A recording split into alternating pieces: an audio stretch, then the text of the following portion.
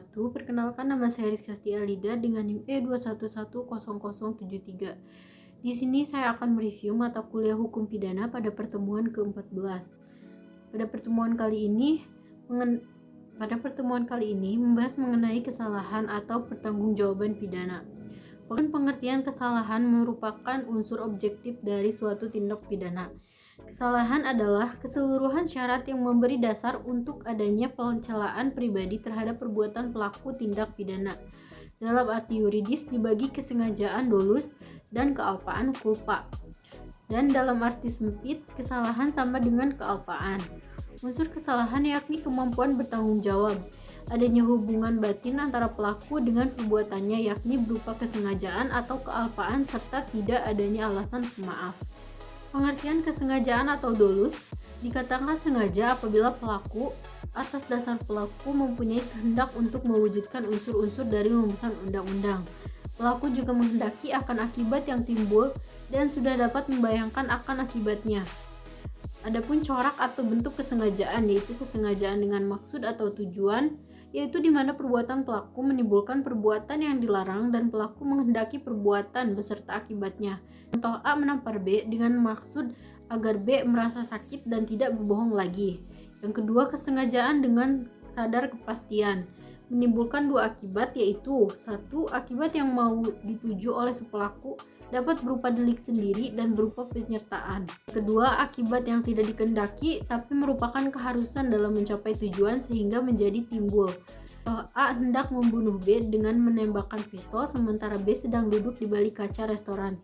Terhadap pecahnya kaca tersebut terdapat unsur kesengajaan dengan sadar dari pelaku. Yang ketiga, kesengajaan dengan sadar kemungkinan. Keadaan tertentu yang semula mungkin terjadi kemudian benar-benar terjadi. Contohnya, Ares Quetard di kota Huizen, negeri Belanda. Teori apa boleh buat yakni teori keadaan batin pelaku terhadap perbuatannya. Sifat kesengajaan. Yang pertama ada kesengajaan berwarna. Sengaja melakukan perbuatan. Kesengajaan berarti kesadaran dari si pelaku. Dalam hal ini, hakim harus membuktikan bahwa pelaku melakukan tindak pidana dan perbuatan yang dilarang dan diancam dengan pidana. Dua, kesengajaan tidak berwarna.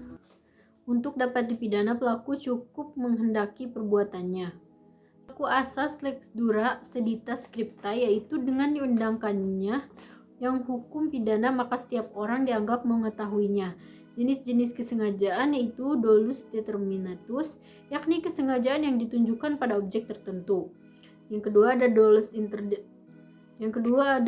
interminatus, yakni kesengajaan tidak tertentu, dan dolus alternativus, yaitu kesengajaan yang ditunjukkan pada objek satu dan yang lainnya. Dolus generalis, yakni kesengajaan yang ditunjukkan pada umum.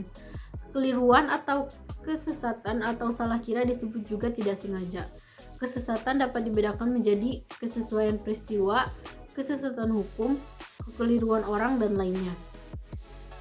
Kemudian ada kealpaan atau culpa, disebut juga kurang hati-hati, terdiri dari kealpaan, disadari dan tidak disadari. Unsur kealpaan yakni pelaku dapat menduga terjadi akibatnya perbuatan dan pelaku kurang hati-hati.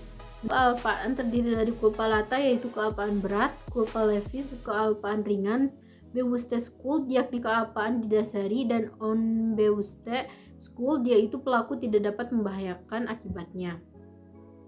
Kemampuan bertanggung jawab yaitu keadaan batin seseorang yang sehat dan normal ketika melakukan tindak pidana. Cara bertanggung jawabnya yaitu dengan 1. Sistem deskriptif menyatakan, 2. Sistem normatif menilai, dan 3. Sistem deskriptif normatif.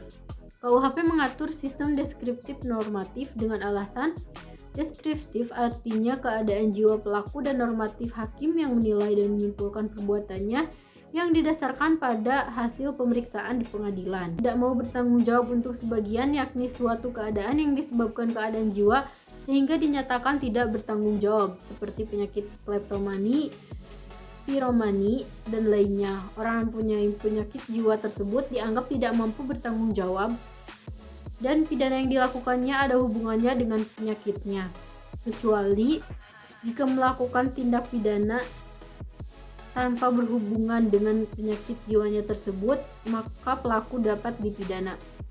Adapun keadaan mabok, Dalam hal pelaku melakukan mabuk secara sengaja dan melakukan kejahatan tindak pidana adalah termasuk kesengajaan dan dapat dipertanggungjawabkan segala konsekuensi dari akibat perbuatannya, dan harus dilihat batas mampu dan tidak mampu bertanggung jawabnya. Jadi, hal tersebut bukan alasan pemaaf atau penghapus pidana. Baik, mungkin segitu saja review materi dari saya. Kurang lebihnya mohon dimaafkan. Wassalamualaikum warahmatullahi wabarakatuh.